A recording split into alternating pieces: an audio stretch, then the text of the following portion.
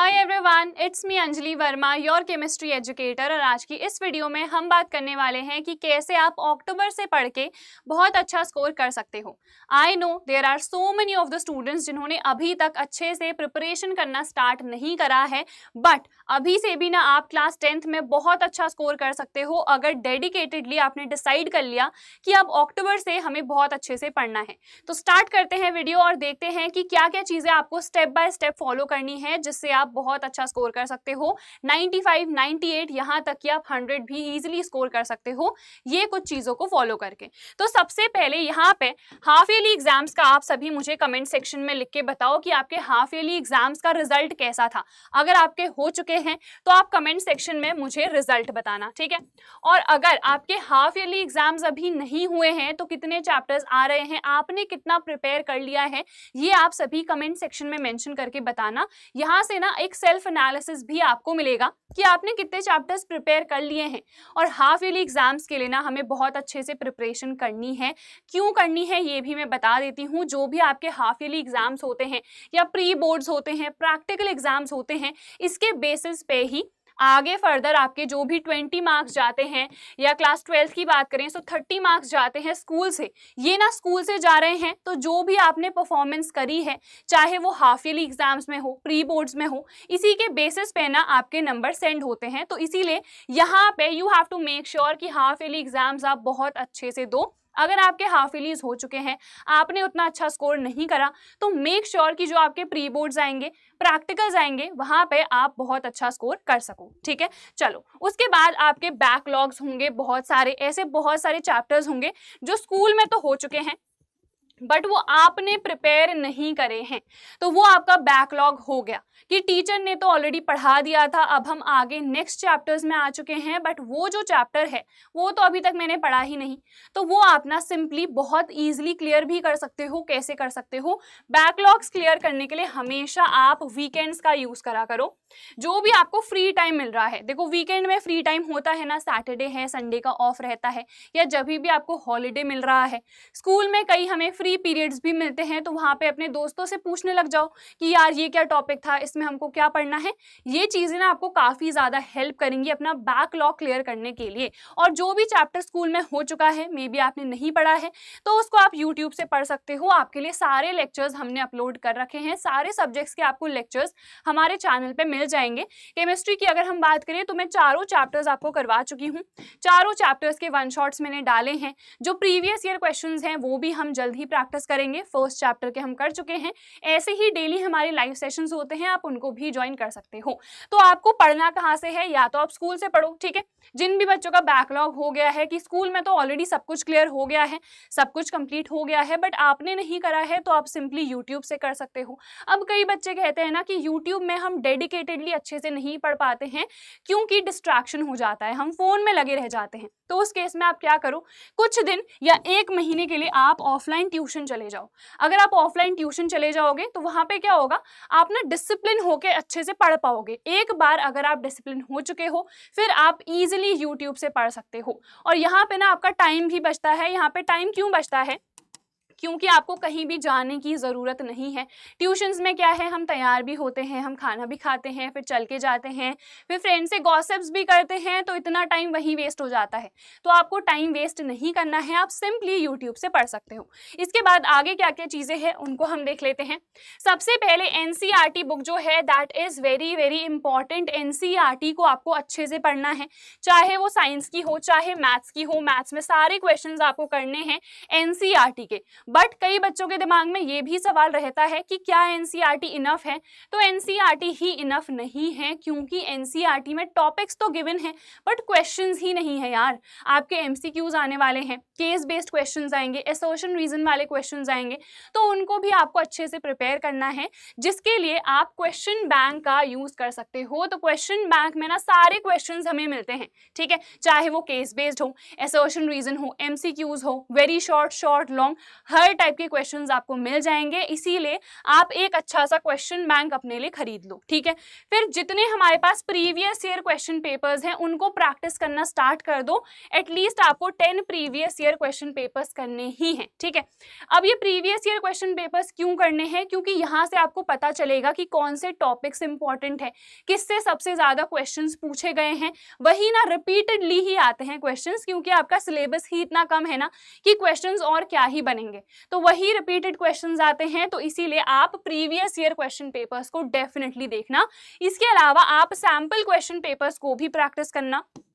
जो सीबीएसई ने रिलीज करे हैं उनको तो प्रैक्टिस करना ही है, इसके अलावा भी आपको सैंपल पेपर्स देखने हैं, क्योंकि एक बार अगर आपने अच्छे से सैंपल पेपर्स को प्रिपेयर कर लिया तो आप बिल्कुल माइंड में रेडी हो कि जो भी हमारे पास बोर्ड का पेपर आएगा उसको हमें कैसे सॉल्व करना है, ठीक है। चलो आगे बढ़ते हैं। डेली का अपना शेड्यूल बनाओ, ये काफी ज्यादा इंपॉर्टेंट है। हम क्या सोचते हैं कि यार आज का दिन वेस्ट हो गया, फिर कल से अच्छे से पढ़ेंगे, बट हमने ये तो डिसाइड ही नहीं करा कि हमें कैसे पढ़ना है। तो शेड्यूल अपना बनाओ कि आप कितने बजे उठने वाले हो, फिर आप क्या करने वाले हो। मे बी आप वर्कआउट करो, एक्सरसाइज करो, खाना पीना खाओ, वॉशरूम जाओ, फ्रेशन अप हो। तो ये सारी चीजें ना आप पहले से ही प्रिपेयर्ड रखो कि पहले जैसे ही मैं उठूंगी तो मैं ये सारी चीजें करूंगी, उसके बाद मैं डायरेक्टली पढ़ने बैठ जाऊंगी। और अगर मैं पढ़ने बैठ रही हूँ तो मुझे कौन सा सब्जेक्ट करना है ये भी पहले से ही प्रिपेयर्ड होना चाहिए, एक दिन पहले। दूसरे दिन जैसे आपने डिसाइड करा है कि मुझे उठना है, तो आप जैसे ही उठोगे तो पहला सब्जेक्ट आपको कौन सा पढ़ना है, क्या वो मैथ्स है, क्या वो साइंस है या इंग्लिश है। जो भी आप सब्जेक्ट पढ़ना चाहते हो उसको आप पढ़ो। और ये चीज भी डिसाइड कर लेना कि आपको मॉर्निंग पर्सन बनना है या नाइट पर्सन बनना है, क्योंकि बहुत सारे बच्चे हैं जो सुबह जल्दी उठ जाते हैं तो वो सुबह पढ़ सकते हैं, बट बहुत सारे ऐसे भी बच्चे होते हैं जिनसे उठा ही नहीं जाता है मेरी तरह। तो उनको क्या करना है ना कि नाइट स्टडी करनी है, अच्छे से रात को आप पढ़ो, ठीक है। तो ये चीजें आपको फॉलो करनी है, शेड्यूल प्रॉपर्ली बनाओ, तभी जाके आप डिसिप्लिन हो पाओगे। उसके बाद नेक्स्ट है हमारे पास सेल्फ स्टडी। आप कहीं से भी पढ़ लो, स्कूल के टीचर्स से पढ़ो, हमसे पढ़ो, यूट्यूब से पढ़ रहे हो, ट्यूशन जा रहे हो, कोचिंग जा रहे हो, वो सब तब तक काम नहीं करेगा जब तक आप खुद से पढ़ना स्टार्ट नहीं करोगे। तो आपको खुद से पढ़ना है, self study is most important. जब तक आप खुद से प्रिपेयर नहीं करोगे तब तक ये भूल जाओ कि नंबर आएंगे। कई बच्चे क्या करते हैं कि टीचर्स पे ब्लेम डाल देते हैं कि उन्होंने हमें अच्छे से नहीं पढ़ाया। ऐसा नहीं होता है, सारे टीचर्स बहुत अच्छे से पढ़ाते हैं। आप सेल्फ स्टडी नहीं करोगे, अगर उस चीज को आप रिवाइज ही नहीं करोगे तो आपको कैसे ही कोई चीज लर्न होगी, है ना। तो इसीलिए आपको क्या करना है, जैसे ही टीचर आपको कोई भी चीज पढ़ा रहे हैं तो उसको नोट डाउन कर लो, और जैसे ही आप घर आ रहे हो तो उसको अच्छे से रिवाइज करो एक बार, तो वो चीज ना आपको डेफिनेटली याद हो जाएगी, ठीक है। चलो आगे बढ़ते हैं। नेक्स्ट हमें क्या क्या चीजें फॉलो करनी है। एक दिन में आप 2 सब्जेक्ट्स लेना स्टार्ट कर दो। जैसे सुबह आप मान लो मैथ्स कर रहे थे, ठीक है, फिर शाम की स्टडी में आपने क्या करा, आपने कहा कि यार मैथ्स तो बहुत कर ली है, अब हम साइंस करते हैं। तो अगर आप 2 सब्जेक्ट्स एक दिन में लोगे ना तो आप इजिली जो भी आपका सिलेबस है सारे सब्जेक्ट्स में कवर कर पाओगे। उसके बाद सारे सब्जेक्ट्स को पढ़ना स्टार्ट कर दो। सिर्फ यही नहीं है कि हमको बस साइंस पढ़नी है, हमको बस मैथ्स पढ़ने हैं, बाकी सब्जेक्ट्स भी काफी ज्यादा इंपॉर्टेंट है, तो आपको बाकी सब्जेक्ट्स को भी पढ़ना है। जैसे कि हमारे पास इंग्लिश है, ठीक है, हिंदी है, तो इन सब्जेक्ट्स को भी आपको पढ़ना है, क्योंकि ये सब्जेक्ट्स भी काफी इंपॉर्टेंट है। इनकी भी वेटेज उतनी है ना, ये भी 100 मार्क्स के हैं, मैथ्स भी उतने ही मार्क्स का है, साइंस भी उतने ही नंबर का है। तो इसीलिए आपको इन सब्जेक्ट्स पे भी फोकस करना है। ये नहीं कि बस हमने मैथ्स ही कर ली, हमने साइंस ही कर ली, आपको बाकी सब्जेक्ट्स को भी बहुत अच्छे से प्रिपेयर करना स्टार्ट कर देना है। उसके बाद मैंने ये तो आपको बता ही दिया है कि सबसे पहले आपको एक लेक्चर देखना है, चाहे आप स्कूल में देख रहे हो, स्कूल से पढ़ रहे हो, या फिर आप यूट्यूब से हमारे लेक्चर्स देख रहे हो, तो सबसे पहले आपने लेक्चर देख लिया। उसके बाद आपको खुद के हैंड रिटन नोट जरूर बनाने हैं, क्योंकि ये ना सबसे ज्यादा हेल्प करते हैं किसमें, रिविजन में। लास्ट में क्या होता है कि हमने कुछ और पढ़ा था किसी टीचर से, ठीक है, बिकॉज हर टीचर का अपना अपना वे होता है किसी भी चीज को पढ़ाने का। तो आपने एक टीचर से पढ़ा था, उसके बाद आपने नोट्स ही प्रिपेयर नहीं करे एंड आपने कहीं और से कोई और नोट्स ले लिए एंड आपने उनसे पढ़ा, तो आपको समझ ही नहीं आएगा कि यार एग्जैक्टली ये टॉपिक क्या था, मैंने कैसे उसको लर्न करा था, क्योंकि बहुत सारी ट्रिक्स भी होती हैं चीज़ों को लर्न करने के लिए।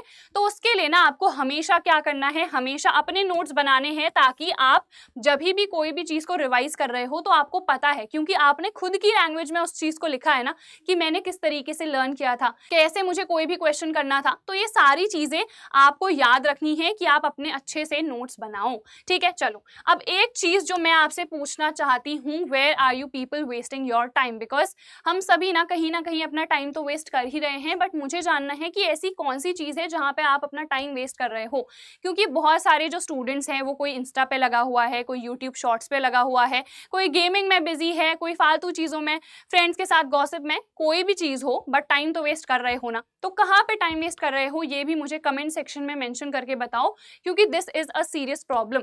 आपको ना अपना टाइम वेस्ट करना बंद करना पड़ेगा, आपको अपना टाइम ट्रैक करना पड़ेगा। अपना टाइम ट्रैक करो कि आप कहाँ पे अपना टाइम वेस्ट कर रहे हो। ठीक है, और इस चीज को आप कैसे अवॉइड करोगे वो चीज भी आपको जाननी बहुत ज्यादा इंपॉर्टेंट है। अगर आपको फोन से दिक्कत है, आप फोन से ज्यादा डिस्ट्रैक्ट हो रहे हो, तो आप डिसिप्लिन होकर सिर्फ सेल्फ स्टडी करो, फोन से मत पढ़ो। ठीक है, तो ये सारी चीजें हमको करनी ही पड़ेंगी, अदरवाइज ये जो टाइम वेस्टेज है ना, ये हम कंटिन्यूअसली करते ही जाएंगे और ये चीज आपको नहीं करनी है। चलो इसके बाद आगे मैं आपको बताती हूँ। नेक्स्ट है रिविजन, जो कि मैंने बताया बहुत ज़्यादा इंपॉर्टेंट होता है। अगर एक चैप्टर आपने पढ़ लिया था मान लो अगस्त में, ठीक है, अभी अगर आप उसको रिवाइज नहीं करोगे, लास्ट में उसको आप भूल जाओगे। तो रिवाइज हमको बीच बीच में करते रहना है। वीकेंड्स में रिवाइज कर लो, जब भी कोई भी फ्री टाइम मिल रहा है, बस क्या करना है, देखो हमारे दिमाग में वो चीज़ ऑलरेडी है, हमें बस उसको एक बार ब्रश अप करना है, रिवाइज करना है। तो इतना ज़्यादा डिफिकल्ट नहीं होता है। किसी भी चीज़ को पहली बार पढ़ना डिफिकल्ट होता है, उसको रिवाइज करना बिल्कुल डिफिकल्ट नहीं होता है। तो आप रिवाइज बहुत इजीली कर सकते हो। ठीक है, उसके बाद नेक्स्ट है फॉर्मूलाज को आप डेली रिवाइज करो, चाहे वो मैथ्स में हो चाहे वो फिजिक्स में हो। जितने फॉर्मूलाज हैं उनको रिवाइज करते रहो, क्योंकि फॉर्मूला में क्या होता है, अगर मान लो आपको पूरा क्वेश्चन आता है अच्छे से करना, लास्ट में सोचो आप फॉर्मूला ही भूल गए, तो क्या फायदा। पूरे स्टेप्स तो पता है, बट जहां से स्टार्ट करना है वही हमको नहीं पता। तो ऐसी गलती नहीं करनी है, सारे फॉर्मूलाज आपको रिवाइज करने हैं। इसके बाद मैथ्स में डेली आपको प्रैक्टिस करनी है। मैथ्स में प्रैक्टिस काफी ज्यादा रिक्वायर्ड रहती है, तो you have to make sure that you practice a lot. उसके बाद बायो में जो भी आपके डायग्राम्स हैं उनको अच्छे से प्रिपेयर करो। Like these are certain things जो मैंने क्लास 10th में खुद फॉलो करी थी, इसीलिए मैं आपको बता रही हूँ। मैथ्स में मेरे 98 आए थे, जिसमें आपको प्रैक्टिस की रिक्वायरमेंट होती ही है। वो 2 नंबर भी मुझे यही लगता है इसलिए कटे थे, क्योंकि मैं कभी भी ना स्टेप्स में नहीं लिखती थी। तो आपको प्रॉपर स्टेप्स भी मेंशन करने हैं। बायो में मुझे डायग्राम सबसे बुरे लगते थे, डायग्राम्स मुझसे कभी नहीं बनते थे। तो डायग्राम्स को ना आपको ज्यादा अच्छे तरीके से प्रिपेयर करना है, क्योंकि बायो में डायग्राम्स तो आते ही आते हैं। ठीक है, चलो आगे देखते हैं हम। नेक्स्ट हमारे पास क्या है, नेक्स्ट है केमिस्ट्री। ठीक है, केमिस्ट्री में आपको पढ़ाती हूँ, इसमें जो मोस्ट इंपॉर्टेंट चीजें हैं वो मैं बता देती हूँ। आपको रिएक्शंस को ना अच्छे से लर्न करना है, और यहाँ पे जो रीजन बेस्ड क्वेश्चंस आते हैं, जैसे मान लो हमारे पास पीएच से रिलेटेड क्वेश्चंस आते हैं रीजन के। ठीक है, इसके अलावा एसिडिक कैरेक्टर, बेसिक कैरेक्टर, ये सारे रीजन बेस्ड क्वेश्चंस आते हैं। तो इनको आपको अच्छे से प्रिपेयर करना है, क्योंकि ये मैक्सिमम पूछे जाते हैं केमिस्ट्री में। फिर हम आ जाते हैं फिजिक्स में। फिजिक्स में कॉन्सेप्चुअल क्वेश्चंस आते हैं और न्यूमेरिकल्स आते हैं। तो न्यूमेरिकल्स को भी आपको बहुत अच्छे से प्रिपेयर करना है, सारे फॉर्मूलाज आपको याद रखने हैं, एसआई यूनिट्स को मेंशन करना है। ये सारी चीजें अभी से ध्यान देना काफी इंपॉर्टेंट है, अदरवाइज आप अच्छे से स्कोर नहीं कर पाओगे। ठीक है, उसके बाद English. English again is a very important subject. तो आपको रीडिंग करते रहना है, अपनी वोकैबुलरी पे फोकस करना है, क्योंकि ये चीजें आपको सिर्फ एग्जाम में ही नहीं लॉन्ग रन में भी हेल्प करेंगी ही करेंगी। ठीक है, बाकी सब्जेक्ट्स भी हम देख लेते हैं। सोशल साइंस की अगर हम बात करें तो उसको ना एक स्टोरी की तरह समझो। उज्ज्वला मैम आपको इतने अच्छे से पढ़ाती हैं, मैं कभी कभी ये सोचती थी काश मेरे टाइम पे भी वो होती, तो हम सोशल साइंस को भी बहुत अच्छे से पढ़ पाते। तो आपको क्या करना है, सोशल साइंस में जो भी लेक्चर्स मैम अपलोड कर रही हैं उसको अच्छे से सुनो कि क्या क्या चीजें बताई जा रही हैं, एक स्टोरी की तरह उसको आप मेमोराइज करो, तो आपके लिए चीजें बहुत आसान हो जाएंगी। फिर हम बात करते हैं हिंदी की।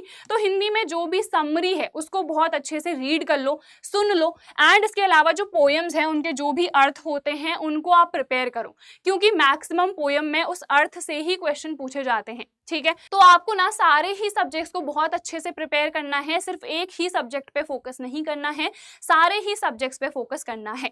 तो आई थिंक आपको सारी चीजें समझ में आ गई होंगी कि आपको अभी से कैसे प्रिपेयर करना है, और जो छोटी छोटी चीजें होती है ना जिनसे एक एक नंबर आपके कट सकते हैं, वो भी मैंने आपको बता दिया है। इसके अलावा भी अगर आपको कोई भी डाउट रहता है तो आप कमेंट सेक्शन में मेंशन कर सकते हो। So that is it for this video. I hope this video helped you. Do not forget to like, share and subscribe to this channel, and I'll see you guys in the next video. Till then, bye everyone, take care and all the very best.